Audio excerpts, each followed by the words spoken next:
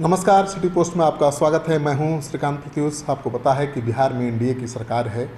इस बार जो विधानसभा चुनाव हुआ उसमें जेडीयू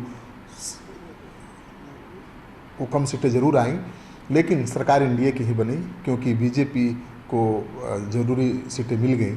तो एनडीए की सरकार तो बिहार में चल रही है, लेकिन ये सरकार कब तक चलेगी कह पाना बड़ा मुश्किल है। सरकार को बहुमत प्राप्त है, लेकिन जिस तरह से समीकरण बिगड़ रहे हैं, राजनीतिक समीकरण बिगड़ रहे हैं, उससे लगता है कि आने वाले दिनों में सरकार पर संकट आ सकता है। लेकिन मैं आज चर्चा करूंगा इस बात पर कि बिहार में किस तरह का राजनीतिक हलचल है, क्योंकि बिहार में जब से सरकार एनडीए की बनी है तब से राजनीतिक हलचल है। जेडीयू और बीजेपी की सरकार चल रही है, लेकिन आरजेडी की तरफ से लगातार ये दावा किया जाता रहा है कि आरजेडी की सरकार बहुत जल्द ही बन जाएगी।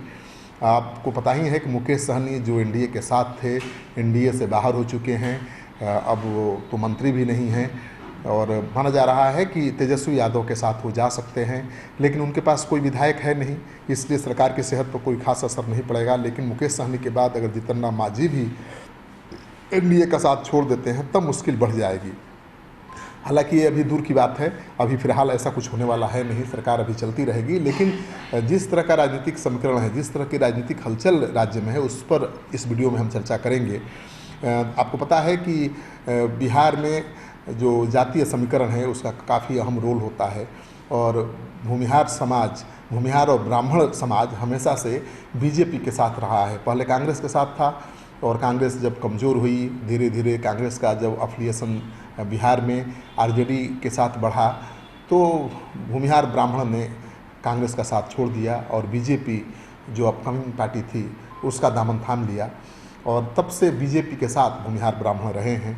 और यही वजह है कि बीजेपी के पक्ष में स्वर्ण वोट बैंक हमेशा रहा है। लेकिन वो ज़माना था लालू यादव का, जब लालू यादव बिहार में राज करते थे और उनका पिछड़ा समीकरण था, उनका एमवाई समीकरण था, जिसके बल पर उन्होंने 20 साल तक बिहार में राज किया। लेकिन अब समय के साथ समीकरण बदल गया है और राजनीति भी बदल गई है। पार्टी की कमान भी अब तेजस्वी यादव के हाथ में है और तेजस्वी यादव अपने पिता की राजनीति से थोड़ा अलग हटते हुए अब अगड़ों को यानी ब्राह्मण भूमिहार को साथ लेकर चलने की कोशिश करते हुए दिख रहे हैं। तो तेजस्वी यादव जहाँ भी राज्य में कोई भूमिहार ब्राह्मण का सम्मेलन हो रहा है वहाँ जा रहे हैं, उनको बुलाया भी जा रहा है। परशुराम जयंती में तेजस्वी यादव का जाना एक नई शुरुआत कहा जा सकता है। लालू यादव खुश हैं कि अब स्वर्ण समाज के लोग भी तेजस्वी यादव को अपने कार्यक्रम में बतौर मुख्य अतिथि बुला रहे हैं। तेजस्वी यादव जा भी रहे हैं और तेजस्वी यादव ये भी कह रहे हैं कि अगर कोई गलती हुई हो, उनका इशारा अपने पिता के शासनकाल से है कि अगर कोई गलती हुई हो तो उसे सुधारने का मौका मिलना चाहिए। आपको पता ही है कि लालू यादव के राज में ब्राह्मण भूमिहार सरकार के निशाने पर थे और उस दौरान कई बड़े बड़े नरसंहार भी हुए, जिसमें स्वर्ण भी मारे गए और स्वर्णों की तरफ से जो रणवीर सेना थी उसने दलितों और पिछड़ों का भाई नरसंहार किया। तो उस समय नरसंहार का एक दौर चल रहा था और माना जा रहा था कि भूमिहार ब्राह्मण के खिलाफ सरकार काम कर रही है।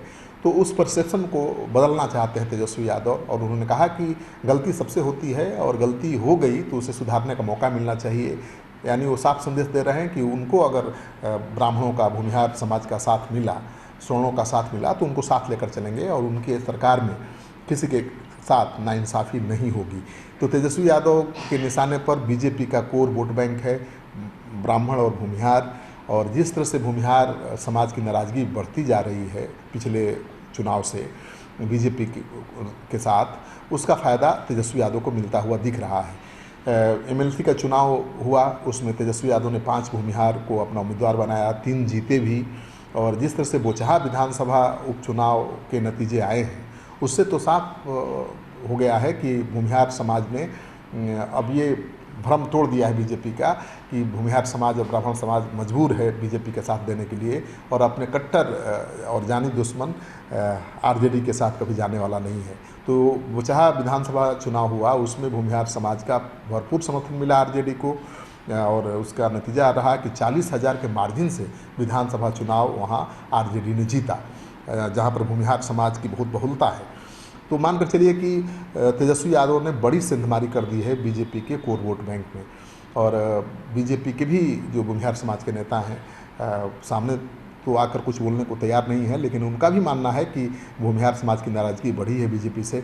और यहाँ तक कि सुशील मोदी भी मानते हैं कि भूमिहार समाज काफ़ी नाराज़ है। हालांकि वो सफाई भी देते हैं कि जितना भूमिहार समाज को प्रतिनिधित्व मिला बीजेपी की सरकार में, उतना कभी किसी सरकार में नहीं मिला।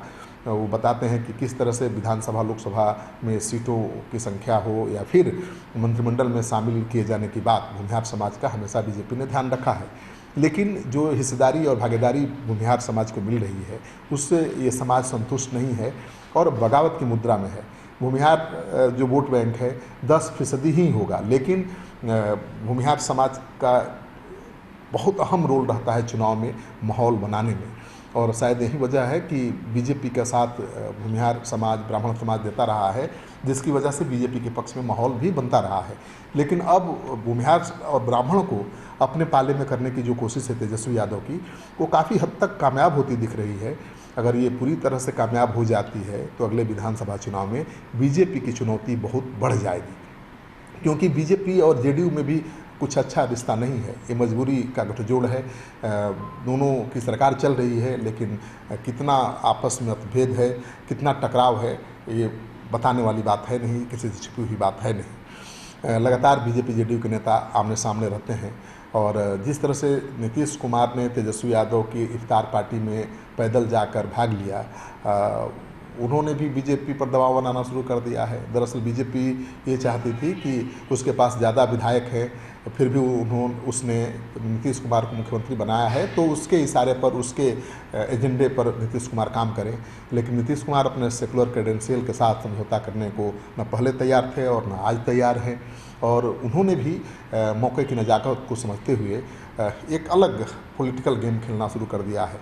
नीतीश कुमार को मात देने की क्षमता मुझे नहीं लगता है कि बिहार के किसी पार्टी के किसी नेता में है, क्योंकि नीतीश कुमार की जाति का भले वोट बैंक 2% है, लेकिन वो पिछले 17-18 साल से राज कर रहे हैं और ये चौथा टर्म है उनका। इसे भी उम्मीद है कि पूरा ही कर लेंगे। तो नीतीश कुमार एक मजे हुए खिलाड़ी हैं और उनको पता है कि संविधान की जो घेराबंदी करना जानता है वही राज करता है। तो नीतीश कुमार संविधान एक किला है और उस किले की घेराबंदी करना बखूबी जानते हैं।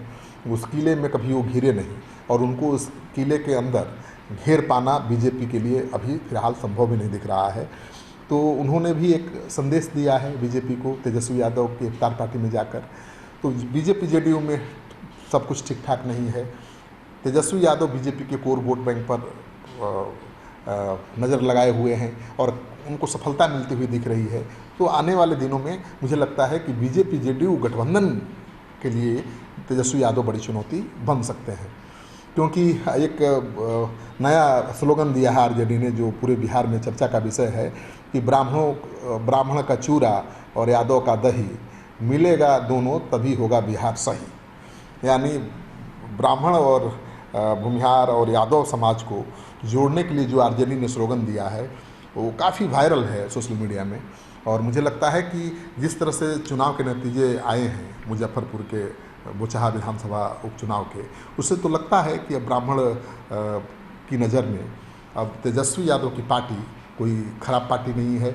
लालू यादव के ज़माने में जो कुछ हुआ वो आज की पीढ़ी को याद नहीं है। आज की पीढ़ी ने ऐसा कुछ नहीं देखा।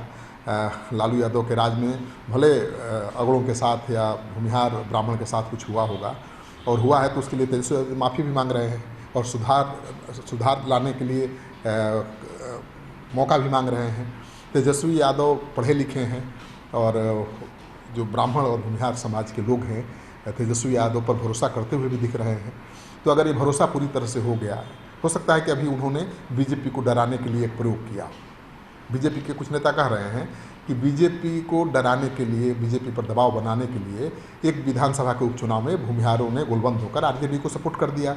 लेकिन इसका मतलब ये नहीं कि पूरा भूमिहार समाज विधानसभा और लोकसभा चुनाव में भी बीजेपी के खिलाफ वोट करेगा। लेकिन ये तो बीजेपी का कैलकुलेशन है और बीजेपी की दलील है। लेकिन अगर भूमिहार समाज इसी तरह से विधानसभा और लोकसभा चुनाव में बीजेपी के खिलाफ गोलबंद हो गया, आरजेडी के तेजस्वी यादव के साथ खड़ा हो गया, तो नतीजा बदल सकता है। इस वीडियो को ज़्यादा से ज़्यादा लोगों के साथ शेयर करिए।